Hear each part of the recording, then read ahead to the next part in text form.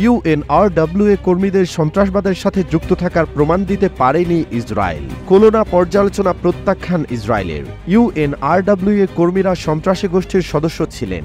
জাতিসংঘের একটি স্বাধীন পর্যালোচনা কমিটি নিজেদের এই দাবির সমর্থনে বিশ্বাসযোগ্য প্রমাণ উপস্থাপনে ব্যর্থ হয়েছে Israel. United Nations relief and work agency for Palestine refugees বা ইউএনআরডব্লিউ এর বিরুদ্ধে এই দাবির ফলে বেশ কয়েকটি দাতা দেশ কাটছাঁটের ঘোষণা করায় ব্যাপক অর্থায়নের ঘাটতি দেখা দিয়েছে সংস্থাটিতে। ফলে অক্টোবরের হামলার ঘটনায় সংস্থাটির যুক্ত থাকার ব্যাপারে একটি তদন্ত শুরু করা হয় জাতিসংঘের পক্ষ থেকে। প্রাক্তন ফরাসি পররাষ্ট্রমন্ত্রী ক্যাথরিন কোলোনার নেতৃত্বে এবং 3টি নর্ডিক গবেষণা প্রতিষ্ঠান সমর্থিত পর্যালোচনাটি স্পষ্ট করে ইউএনএডব্লিউ এর কর্মীরা হামাসের সামরিক শাখা বা ফিলিস্তিনের ইসলামিক জিহাদের অন্তর্গত বলে ইসরায়েলের যে দাবি করেছে সেটি প্রমাণে তারা ব্যর্থ হয়েছে।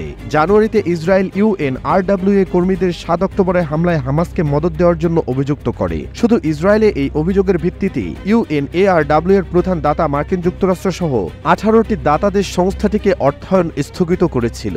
এদিকে ইউএনডব্লিউ এর পর্যালোচনা প্রত্যাখ্যান করেছে ইসরায়েল। ইসরায়েলের পররাষ্ট্র মন্ত্রণালয়ের মুখপাত্র ওরেন মারস্টাইন বলেছেন, প্রাক্তন ফরাসি পররাষ্ট্রমন্ত্রী ক্যাথরিন কোলোনার নেতৃত্বে ইউএনআরডব্লিউ এর পর্যালোচনা অপর্যাপ্ত এবং সমস্যা এড়াতে এবং সমাধান এড়াতে এটি কোনো সফল প্রচেষ্টা নয়।